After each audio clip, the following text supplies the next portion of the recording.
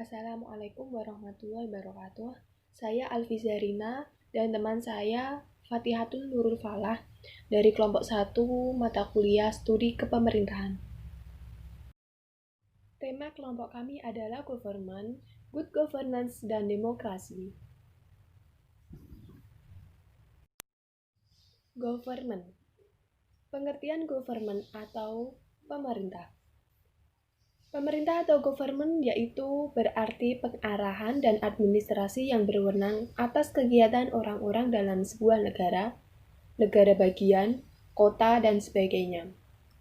Di sisi lain, makna pemerintahan ada dua, yaitu pemerintahan negara dalam arti sempit, terdiri atas presiden, wakil presiden, dan kabinet atau dewan menteri. Pemerintahan dalam arti luas yaitu gabungan alat-alat kelengkapan negara, baik legislatif atau DPR, eksekutif atau presiden, maupun yudikatif atau MA.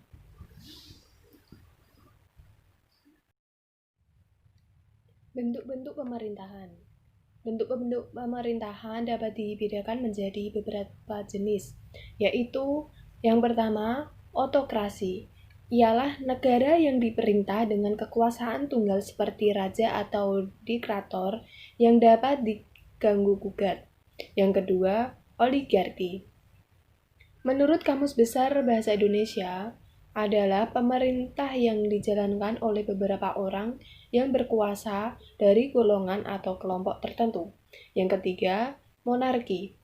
Monarki adalah bentuk pemerintahan yang kekuasaannya dipegang seseorang raja atau kaisar. Pada sistem pemerintahan tersebut biasanya akan berlangsung sepanjang hayat sang raja. Bentuk pemerintahan yang kekuasaannya dipegang seseorang raja atau kaisar.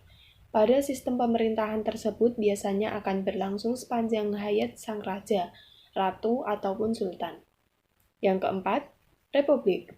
Ialah negara yang dijalankan berdasarkan prinsip kedaulatan rakyat yang dilaksanakan secara demokratis melalui pemilihan umum. Pemerintahan republik. Dalam pelaksanaan bentuk pemerintahan republik dapat dibedakan menjadi tiga. Yang pertama yaitu republik absolut. Dalam sistem republik absolut, pemerintahan bersifat diktator.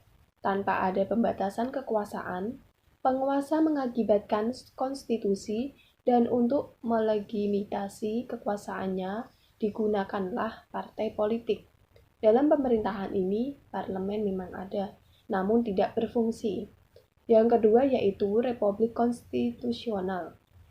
Dalam republik konstitusional, presiden memegang kekuasaan kepala negara dan kepala kepemerintahan.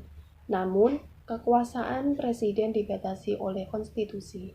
Yang ketiga yaitu republik parlementer. Dalam sistem republik parlementer, presiden hanya berfungsi sebagai kepala negara. Namun, presiden tidak dapat diganggu-gugat. Sedangkan kepala pemerintah berada di tangan Perdana Menteri yang bertanggung jawab kepada parlemen. Dalam sistem ini, kekuasaan legislatif lebih tinggi daripada kekuasaan eksekutif. Good governance. 1.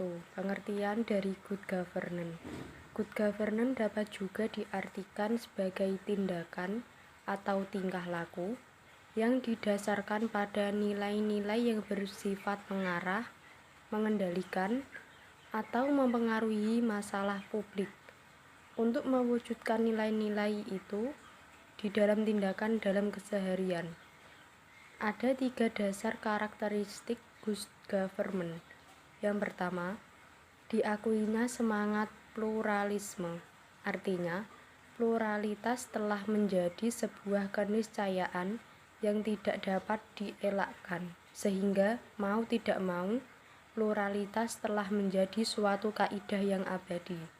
Yang kedua, tingginya sikap toleransi, baik secara saudara sesama agama maupun terhadap umat agama lain. Yang ketiga, tegaknya prinsip demokrasi. Demokrasi bukan sekedar kebebasan dan persaingan. Demokrasi juga merupakan suatu pilihan untuk bersama-sama membangun dan memperjuangkan warga dan masyarakat yang semakin sejahtera. Penerapan good governance di Indonesia dilatar belakangi oleh dua hal yang sangat mendasar, yaitu yang pertama, tuntutan eksternal. Pengaruh globalisasi telah memaksa kita untuk menerapkan good governance, telah menjadi ideologi baru negara dan lembaga internasional dalam mendorong negara-negara anggotanya menghormati prinsip-prinsip ekonomi pasar dan ekonomi sebagai prasyarat dalam pergaulan internasional. Yang kedua, tuntutan internal. Masyarakat melihat dan merasakan bahwa salah satu penyebab terjadinya krisis multidimensional saat ini adalah terjadinya chase of power yang terwujud dalam bentuk KKN, yaitu korupsi, kolusi, dan nepotisme sudah sedemikian rupa dalam segala aspek kehidupan. Prinsip-prinsip good governance. Yang pertama, partisipasi. Semua warga negara berhak terlibat dalam pengambilan keputusan, baik langsung maupun melalui lembaga perwakilan yang sah untuk mewakili kepentingan mereka. Partisipasi menyeluruh tersebut dibangun berdasarkan kebebasan dan mengungkapkan pendapat, serta kapasitas untuk berpartisipasi secara konstruktif. Yang kedua, penegakan hukum. Segala kehidupan umum dan negara mengakui dan menjunjung keberadaan hukum dan norma-norma yang berlaku, yang meliputi asas rule of law, pengakuan hukum secara konstitusional, hukum di atas segala-galanya, kesamaan manusia di depan hukum, peradilan yang bebas dan tidak memihak, pemilu yang jujur dan adil, menghindari perbuatan anarkis, dan mau menang sendiri tanpa diimbangi oleh sebuah hukum dan penegakannya yang kuat. Partisipasi akan berubah menjadi proses politik yang anarkis.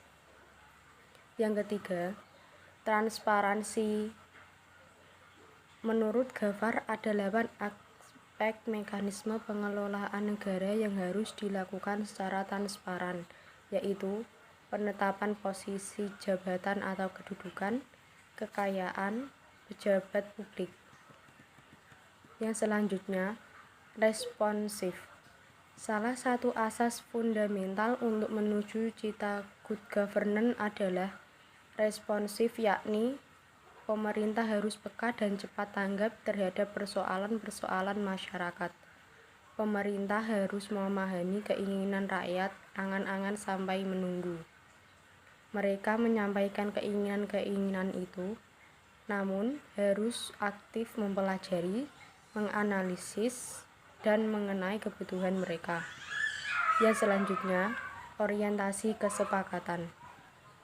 Konsensus adalah pengambilan keputusan melalui proses musyawarah dan semaksimal mungkin berdasarkan pada putusan bersama. Selanjutnya, kesetaraan dan keadilan, yaitu persamaan dalam hal perlakuan dan pelayanan. Selanjutnya, efektivitas dan efisiensi. Pemerintah yang baik juga harus memenuhi kriteria efektivitas dan efisiensi, yakni berdaya guna dan berhasil guna. Selanjutnya, akuntabilitas. Ialah prinsip yang menjamin bahwa setiap kegiatan penyelenggaraan pemerintah dapat dipertanggungjawabkan secara terbuka oleh pelaku kepada pihak-pihak yang terkena dampak penerapan kebijakan. Yang terakhir, visi strategis. Untuk mewujudkan cita good governance dengan asas-asas fundamental sebagaimana telah dipaparkan di atas, setidaknya harus melakukan 5 aspek prioritas. Demokrasi. 1. Pengertian dari demokrasi. Demokrasi adalah keadaan negara di mana dalam sistem pemerintahannya, kedaulatan berada di tangan rakyat, kekuasaan tertinggi berada dalam keputusan bersama rakyat. Rakyat berkuasa, pemerintah rakyat dan oleh rakyat. Makna demokrasi sebagai dasar hidup bermasyarakat dan bernegara mengandung pengertian bahwa rakyatlah yang memberikan ketentuan dalam masalah-masalah mengenai kehidupannya, termasuk dalam menilai kebijakan negara. Syarat-syarat negara demokrasi. Yang pertama, perlindungan konstitusional. Yang kedua, badan kehakiman yang bebas dan tidak memihak. Yang ketiga, pemilu yang bebas. Yang keempat, kebebasan untuk menyatakan pendapat. Yang kelima, kebebasan berserikat. Dan yang terakhir, pendidikan kewarganegaraan. Unsur penegak demokrasi. Yang pertama, negara hukum. Konsepsi perlindungan hukum bagi warga negara memberikan perlindungan hukum bagi warga negara melalui perlembagaan peradilan yang bebas dan tidak memihak dan penjaminan hak asasi manusia. Yang kedua, masyarakat madani. Masyarakat madani atau civil society dicirikan dengan masyarakat terbuka, masyarakat yang bebas dari pengaruh kekuasaan dan tekanan negara, masyarakat yang kritis dan berpartisipasi aktif secara masyarakat egaliter. Yang ketiga, infrastruktur politik. Infrastruktur politik terdiri dari partai politik, yaitu kelembagaan politik yang anggota-anggotanya mempunyai orientasi, nilai-nilai, cita yang sama. Kelompok gerakan, yaitu kelompok sekumpulan orang yang berhimpun dalam suatu wadah organisasi pada pemberdayaan warganya. Kelompok penekan atau kelompok kepentingan ialah sekelompok orang dalam wadah organisasi yang didasarkan pada kriteria profesionalitas dan keilmuan tertentu.